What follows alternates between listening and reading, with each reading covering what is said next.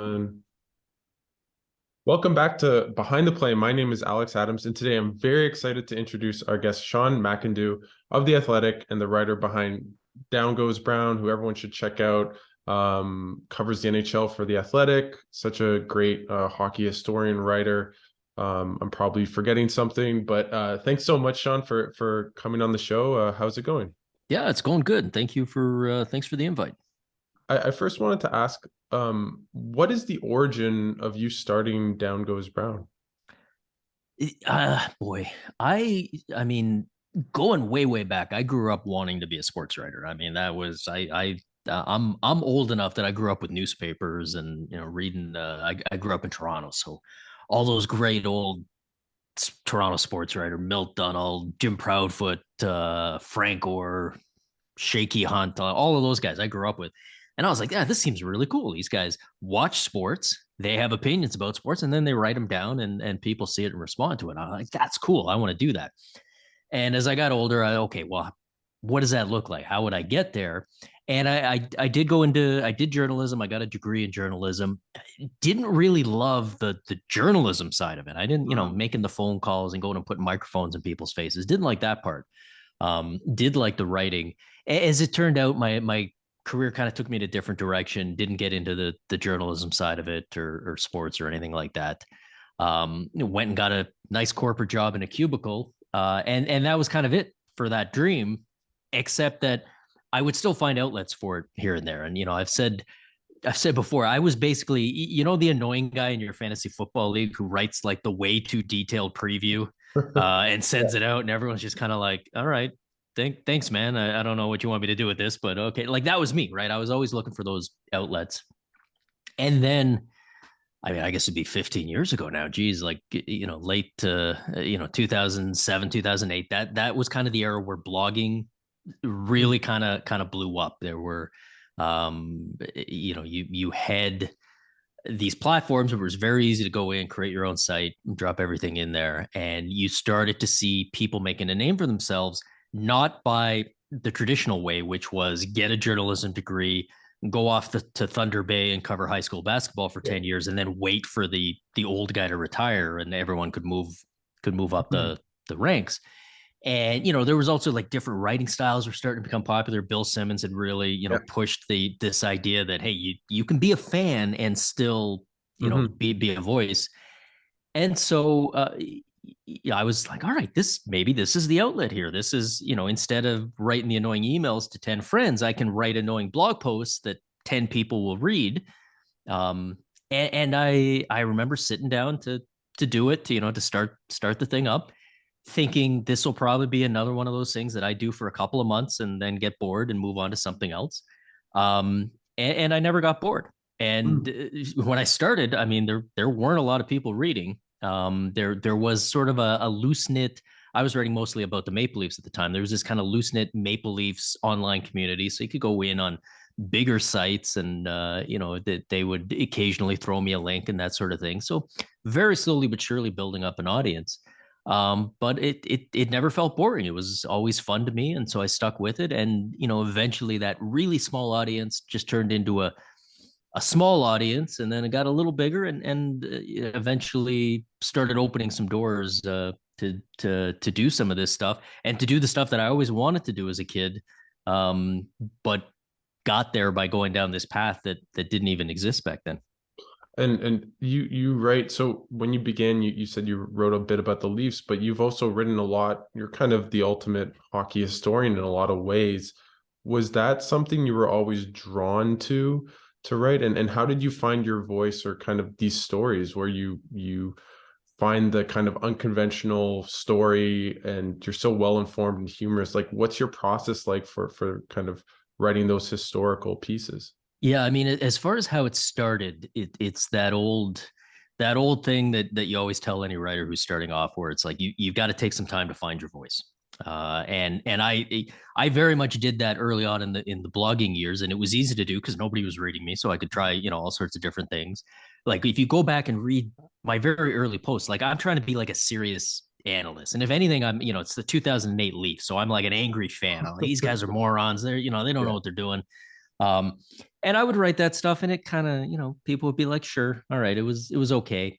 And then I started trying different things. And one of the things I started doing was like this humor writing approach. Cause I always, I grew up, I love sports and I love comedy, and nobody was really ever combining it. And one of the best pieces of advice you can give a writer is write the stuff that you yourself would want to read that nobody else is out there doing. And you probably find out that some other people like it too.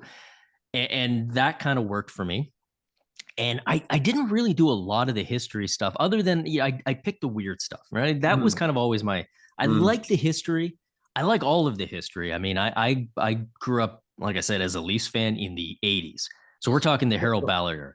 So Yeah. the present sucks and the future doesn't look much better. So, I mean, it's the old stuff. And I loved the history, but I wasn't like, I didn't love like, oh, Newsy Lalonde, Yeah. was the first guy to ever have skates and, that sort of stuff. I liked the weird stuff. I liked when it was, you're watching the Leafs on a Wednesday night and they're losing 7-1 because it's the Leafs.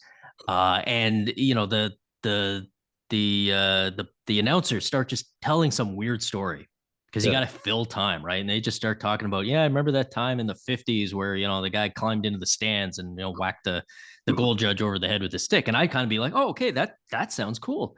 So that was the stuff I got into, and I would, with, back then, and I'm really dating myself here, but even YouTube was kind of new-ish. So Mhm. the fact that you had this site where you could very easily go on and find these old clips, um, I would grab something like that and throw it up on the site, be like, let's make fun of this weird thing that happened, in this old clip. That's always what appealed to me. And as time went on, and as I started turning this into a job and getting, actual, respectable websites to publish my stuff, I kind of expanded and did the whole history thing, which led up to even getting a chance to write a book on the history of the NHL, which was a lot of fun. But even then, like, the focus was like, yes, okay, yeah, here's who the Stanley Cup is named after. Great. Here's the time that, it got drop kicked into somebody's pool, and like, I always find that stuff more interesting. So I just kind of work that in there. And again, it's just, what is the sort of thing that if I wasn't a writer that I would want to read, um, and I go and I write that, and I hope that other people want to read it too. And I've actually been reading that book that you mentioned on the history of the NHL. And what is kind of different between writing a book compared to the stories you've, write for the Athletic and have been writing for Down Goes Brown? What's your difference in the process for you? Yeah, the process for a book is very different. Um, not so much in the sense that, at the end of the day, I mean, my articles on the Athletic tend to be long. I'm I'm from that Bill Simmons school where it's like, Yeah. yeah, why do a nice tight 600 word column when I can just meander on for 2,000 plus words? So, it's doing that versus doing a chapter of a book, not necessarily that different. Obviously, when you're doing a book, there's all sorts of stuff that goes into it where you're having to, do outlines and sell it to publishers and working back and forth and what the direction is going to be. The major change to me, the thing that I struggled with a little bit when it came to writing books is just that I'm very used to sitting down, I write something, maybe it goes through a few drafts, iterations, maybe an editor has feedback, what have you. But it's like a couple of day process, and then it goes out and Hmm. people react to it, and or they don't react to it or whatever it is. But or people get mad at me, or they tell me it's great and they share it and it goes viral, or it doesn't and it just flops. But all of that is like a very short process. Like, I'm sitting down after we finish this, I'm going to sit down, I'm going to write a column that I think is kind of neat, kind of an interesting Hmm. idea, and it's going to probably go up on like Thursday or Friday, and people will react to it, and by this time next week it'll be done and it'll be over, it'll be gone. Whereas you sit down and write a book, and you sit down, you spend a day or a week or whatever it is writing a chapter, and then you get it just like you like it. And you sit there and you go, this is good. This is really good. And then you realize it's going to be like 18 months before anybody else reads that, Hmm. because I mean, you write the book like a year in advance, and, then there's this whole long process that goes into it. I found that very weird. where, and then like the book is finally coming out. And at this point, I'm like, I don't even remember. Like if you ask me, what did I write on The Athletic a year and a half ago? I don't know. Yeah. I mean, that's it. It's the internet, man. That's like, you might as well ask me what I wrote 100 years ago. Whereas you do the book and it's a much longer process. And, I'd have people like, hey man, that was hilarious, that thing in the book about this. And I'm like, oh, all right, I'll take your word for it. Cause I got, that was so long ago. That part was the adjustment for me. And then, just playing, I was very lucky. I had good, everybody I worked with on the book was very good. There was, there was no stupid stories of people coming in and like, changing stuff on me. They understood what my vision was and they let me go and do it. But even then, like, just the editing process and everything is so, it's so intense for a book. I don't know. I don't know if I'll ever do one again. Okay. Maybe at some point, but I've been asked a few times and I'm always like, man, I don't have it in me. Cause it was, the other thing is all the work that goes into it. You can't do it during the season when you're doing all your regular stuff. So it's an off season thing. Hmm. And I like having an off season. I don't, I don't work all that hard, but I work hard enough that I can use a break in the summer. And the Hmm. idea of like, how about doing like another 100,000 words in August is like, nah, man, I don't think so. I wanted to go to move to the pieces that you've had at the Athletic on fighting. I found them really interesting. I've listened to your podcast. I've read a couple of the pieces that you've written, and I know kind of your conclusion to one of the pieces is that you don't really know if you want fighting still in the game. It's kind of a bit in between, but you talk to a bunch of players in the NHL right now who said kind of they agree. Like Ryan Reeves said, play volleyball instead, Mm-hmm. or Braden Shen and Marcus Foligno kind of like the game. But I'm curious to know, what did you reach out to younger players, kind of like the new superstars of Tim Stützle, Jack Hughes, or what was kind of the younger players? What did they think about fighting? Because it is a difference Yeah. in the way the game's played, even from 10 or even 5 years ago. Yeah, we didn't. First of all, the piece you're referring to, I worked with Joe Smith and Rob Rossi on that. They did all the interviews. I don't Mhm. do it. I don't talk to people. That's Okay. that's it. They don't let me, and I don't want to. So Okay. I'm the writer guy. They're the ones going out and actually having these conversations, and we didn't, because we wanted to get the perspective of the guys who've done it, who've been in Mm. the fights, who've been in those situations. Um, but and yeah, I mean, you could absolutely look at it and go like, oh wow, Ryan Reeves, who is in the NHL largely because of fighting, thinks fighting should stay in the NHL. Wow, great scoop, guys, great breaking news. But Braden Shen is not anyone's idea of a No. tough guy. Marcus Foligno is not in the league to fight. No. There's guys, lots of guys like that. And I suspect even if you're talking to the guys that never do it, the Austin Matthews, the Connor McDavids, even guys like that, they would still tell you that, there's a place for it. And look, I get the arguments against it. I get there's a lot of fans who roll their eyes at all this stuff. I roll my eyes at it. I do not believe that you need fighting in the NHL because the so-called rats will take over if you don't have it. And my evidence for that is the last 10 years. Fighting has plummeted. Where are the rats?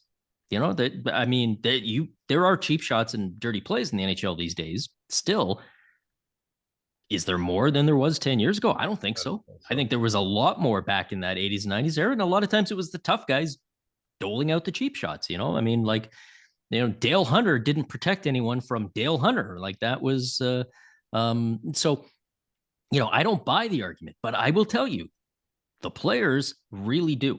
And, that they absolutely believe this idea that we need to police our own game. There needs to be some sort of code. Nobody can tell you what the code is, and it changes depending on the situation, but there needs to be something like that. They really do buy into this.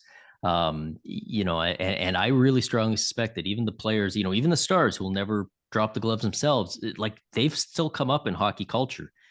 And this is really ingrained in hockey culture. And that's why I never think that you will ever see necessarily the NHL say we are now passing a rule that says there is no fighting. mm, That's when that's when people will stand up and there'll be the backlash and all of that. But they haven't had to. We thought 20 years ago when we used to have this argument, we all assumed that the NHL someday would have to say that's it, no more fighting. It hasn't happened. Instead, the NHL's tinkered with a couple of rules here and there, but it's mostly just organically disappeared out of the game. that probably continues. And, maybe 10 years from now, we look back at now and go, wow, can you believe there was .2 fights a game? That's such a crazy high number. Now it's a fraction of that. But I certainly don't think it's ever going back to the levels it was at when I was a kid growing up, where it was just an enormous part of the game. I wanted to ask you a little bit about kind of some kind of fun questions to kind of about the NHL, and you're such a hockey historian and kind of so knowledgeable. My first one is about maybe a President's Trophy curse. I know that Detroit and Chicago are the last two teams in 08 and 2013 to win the cup when they've won the President's Trophy. Do you think that that's something in the cap era that is a real thing? And could this maybe affect the Boston Bruins this year as a team? Maybe the idea that they haven't had enough adversity throughout the regular season. Yeah, I mean, it's there are no curses, but Mhm. that's an interesting way to put it. Is it too easy, especially a team like Boston, where I mean, we've known they were going to win the President's Trophy for months now, and we haven't seen anything like this since Tampa Bay 4 years ago, and we all know how that ended. They didn't even win a playoff game. So, I think if anything, it's more just a symptom or another example of the parody that we have Mm. now. And I've written a lot about this subject and how much parody is too much. Is there even such a thing? I know there's a lot of fans out there that absolutely love the level of parity in the NHL. The fact that, yeah, I mean, the Boston Bruins, they're going to have 120, 130 points. Who knows? They could break the all-time record. They could go out in the first round. Who knows? You never know what's going to happen in the NHL. Any given, series can go any way. And then there's other fans who go like, wait a second. I mean, at some point, are we just flipping coins here? Like, what does the regular season mean anything if there's all of these, so-called upsets? And if everything's an upset, then nothing's an upset. Mhm. We just saw, we just had March Madness, right? And people love March Madness. They love the upsets. But the reason they love the upsets is every single game isn't the lower seed winning. If it happened all the 16 beat a one every single year, it wouldn't be special. Mhm. And I kind of feel like the NHL has tilted into that a little bit, where it's like, man, like, why do we watch 6 months of the regular season just to find out who makes the playoffs? Even the seeding doesn't matter, home ice doesn't matter. It just feels like it's coin flips. A lot of fans say, I love it. Give me even more. It's the unpredictability and what have you. But yeah, I mean, the you look at the numbers. There's lots of people out there now who can actually, they take everything that's happened and they can crunch it all down to a number, and they'll say this is the percentage chance that the Bruins have, and it usually comes in as a team like the Bruins that are very obviously and evidently the best team in the league. They usually come out at like 20 or 25% chance to win a cup. Now there's 16 teams. 25% chance when you're 1 out of 16 is pretty good. It's phenomenal, but it still feels like such a low number. And I know that, again, when I was growing up, when I very first became a fan, when I was a little kid, this was right in the era where we were passing the torch from the Islanders to the Oilers in the 80s. I don't know what the odds would have been for those Islander teams or for those Wayne Gretzky Oilers teams. I'm pretty damn sure they were higher than 25%. Yeah. Like you went into that. There were years where you went in going, man, the Oilers are going to win the Stanley Cup. And if anybody beats the Oilers, it's going to be huge. Now, that was an upset when somebody beat the Edmonton Oilers, or when, David Volek scores and knocks out Mario Lemieux and the Penguins. Mm. That was an upset. You're blown away. But there'd be a whole bunch of fans going, yeah, guess what, old man? That sounds terrible. Oh, God, imagine the playoffs starting and you're like, we all know the Oilers are going to win unless something crazy happens. Like, no, give us the unpredictability. I don't know. There's got to be a middle ground somewhere, I think. But yeah, at the end of the day, I think the curse is just that the difference between the very best team in the entire league and the 16th best team, that, which is to say the worst of the playoff teams, is so much smaller than it used to be. Back in the, I remember in that Islanders Oilers days, there were 21 teams. So Mm. the 16th place team in the playoffs was like what, the sixth worst team in the entire league. They're Yeah. playing the Oilers. They had no chance, absolutely no chance. Whoever's playing the Bruins this year is going to be an underdog, but they're going to have a chance. And when the Bruins go on to the second round and play Toronto or Tampa, I mean, they're going to be what, a 60-40 favorite? Like, that's the best you can do in the NHL. If you do everything right, That's basically as good as it can get, and then you just hope the coin comes up on your side.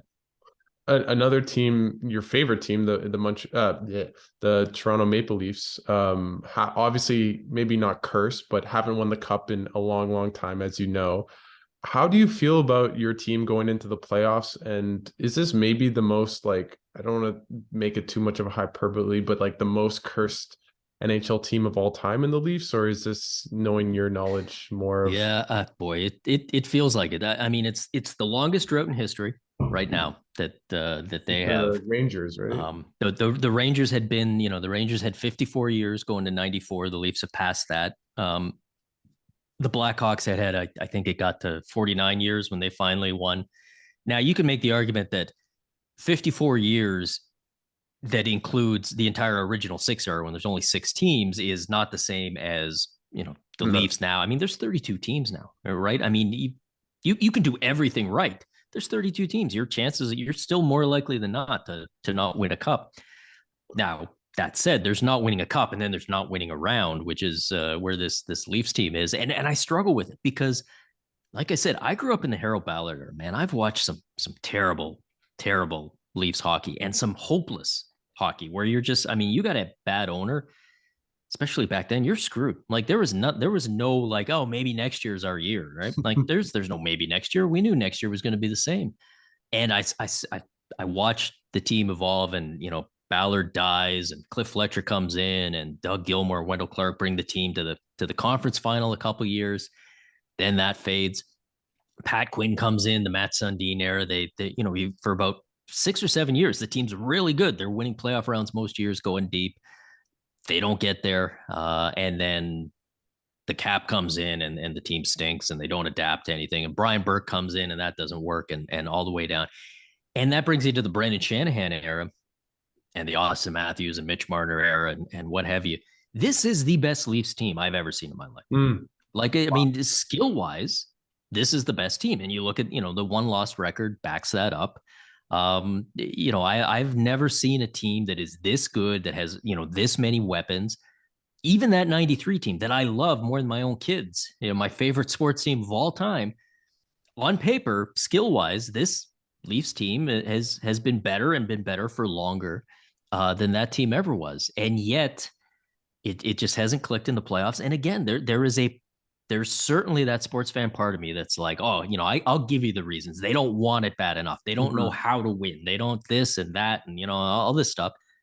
And then there's that other part of me going, dude, sometimes if you flip a coin 5 times in a row, it just sometimes comes up tails 5 times in a row, and that's it. And you don't look at the coin and go, it's the coin's fault. You don't go, I need to rebuild the coin and all this stuff. You just go, I guess I'll flip it again, and who knows, maybe it comes up tails yet again. So I'm really torn. Like, in Leafs world, we're already one step ahead, right? We're already like, if they lose again this year, what happens? Yeah. Do you fire Kyle Dubas? Do you fire Sheldon Keefe? Do you trade, who knows who, and blow up this roster? And I'm sitting there going, like, Kyle Dubas is a great GM. Sheldon Keefe seems pretty good as a coach. The roster's fantastic. There is part of me, there's like this 80s version of me in the back of my brain going, like, you idiot, don't blow it up. Don't become one of those guys who's like, you're not getting any better. But then there is also the modern version of me that's like, man, if they blow it again, screw these guys. I'm done with them. I don't, it's the most talented team ever, but I don't like watching them. I like the 93 team. I like the Pat Quinn, Sundin teams. I don't like this version of the team. And, part of it feels like I'm just the guy yelling at a coin, like, you should have come up heads, and, but it's got to come up heads at some point, or, maybe there's the cliche in the NHL, right? Oh, we're not going to make a change just for the sake of making a change. Well, maybe sometimes you do. I don't know. I don't think they're going to have a choice. I think they will make a bunch of changes. Or the coin will come up heads, and we'll all go, hey, mission accomplished, and then probably go and get crushed by Boston in round 2, but we'll deal with that. Is there a part of your brain that does say, hey, they're going to beat Tampa, beat Boston, and go all the way and win the cup? Is there a part of you that can, like, there's never a part of me that thinks that's likely. Okay. And part of that is just, it's 16 teams. It's the parity era. You could, You can have the best team in the league. Even if I thought the Leafs were the best team in the league, and they're clearly not, but if I thought that, they're still far more likely than not to not win. But I could envision it. Yeah, absolutely. The line I used a couple years ago, when I was writing about the Montreal series. I don't know if you're a baseball fan, but Yeah. obviously as a Leafs fan, you look at teams like the Red Sox and the Cubs that used to be sitting at that table with the Leafs as the full-time losers, and they got out of it. And I said at some point, you don't even necessarily know that you've seen the Dave Roberts stolen base, right? When the Red Sox, they're down 3-0 to the Yankees in the series. Stupid Red Sox are going to lose again. Dave Roberts steals the base. They tie the game. They go on. They win the series. They win the World Series, and everything's been different ever since. And maybe that moment happens. The Maple Leafs, as far as even the last 2 years that they've choked and they've collapsed and all this, they've been in overtime 3 times with a chance to win the series. And they had a lot of scoring. You can go back and look. Austin Matthews taps one just wide. That puck goes in. Maybe that's the Dave Roberts stolen base. You could absolutely see a case where they beat the Lightning. Maybe it's in Game 7. Maybe it's in overtime. Maybe they go out and sweep them. And then they beat the Red Sox, and suddenly the Bruins go out and beat Boston. And now everyone's going, wait a second, Final Four, here we go. And they're up against Carolina or New York or New Jersey, whoever. Win that, go to the final. Western Conference is weaker this year. You could absolutely picture a world where the Leafs have won the Stanley Cup, and then what's going to happen, right? Everyone's going to look back and go, of course. We all saw this coming. We all knew this. They had to learn how to win. And, we'll all throw our own narratives and cliches on it. But I could absolutely see it happening. But, I can picture a coin coming up heads 4 times in a row too. It just, sometimes that's what it takes. And then people like me, it's our job to fill in the narrative all the way around it and build a story out of what in some cases is just random chance breaking a different way than it had before. Well, as a Sens fan and Jets fan, I don't think the Stanley Cup's coming my way this year. So I hope you guys go far enough. Although I every You year don't mean that. If you're a Senators fan, you do not mean that. But I appreciate you lying right to my face, saying that you're not going to be hoping that they get swept and I did pick the Habs in 7 that year just as kind of a joke, and it worked. So I did too. Wow. And I got a lot of people mad at me right up until it happened. But before I let you go, I just wanted to ask you, if you were the NHL commissioner for one day, what rule would you change? Oh man, I can only change one because I can do a lot in a day, man. I know you can only change one.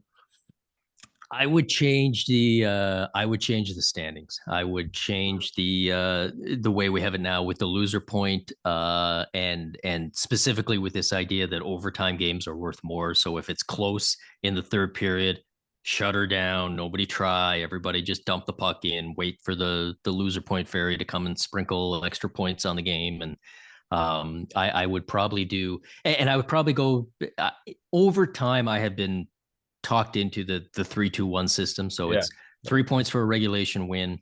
If you go to overtime, it's 2 for the winner, 1 for the loser. You lose in regulation, it's no points. Make overtime 10 minutes instead of 5. You'll get more games end in overtime. You'll get more teams trying to win in regulation. Regulation becomes exciting. Like, hey, we want to get that winning goal before overtime. Shootouts will maybe be interesting again because there'll be so much fewer of them. I think that all adds up. And then your standings make sense again. You don't have this world where, oh, weird, like 26 teams finished over 500 this year. And you're like, how is that possible? Well, it's possible because we've completely screwed up what the records look like. I think that's the way to go. So that would be my first thing. And then I would handcuff myself to the desk and not let them remove me at the end of the day and make probably 10 more changes after that. Well, thanks so much, Sean, for taking the time and coming on. I first wanted, before the last thing, I guess I'll let you go, is there anything you're working on going forward that you kind of want to plug for the listeners? No, just, I mean, find my stuff at The Athletic, especially as the playoffs start. We're going into overdrive there. And they can find me. I've got 2 podcasts. I've got the Athletic Hockey Show with Ian Mendez that you can find as part of the Athletic Hockey Show, which is a daily podcast that we put out. But Ian and I are on Thursdays. And then I'm also on Puck Soup, with my buddy Ryan Lambert, which you can find search that up wherever you get your podcast. That's a little more of a lighthearted, more pop culture and that kind of stuff. But yeah, check all of that stuff out. And if you're not a subscriber to The Athletic, subscribe now. I promise you, as a sports fan, um, it's not possible to subscribe to The Athletic, even if you're paying the full $7 or $8 a month or whatever it is, and not get your money's worth, because it's an absolute fire hose of great sports content, hockey and everything else, and you get it all for one price. It is going to be more than worth it for you. Well, thank you so much for coming on. I'm excited to read your pieces in June about the Leafs winning the cup and what it means to you. So hopefully that happens for you. And I'll be writing them in. I'm not starting work on those in advance. Let's just say I sometimes I pre-write. I ain't doing those ones. Yeah.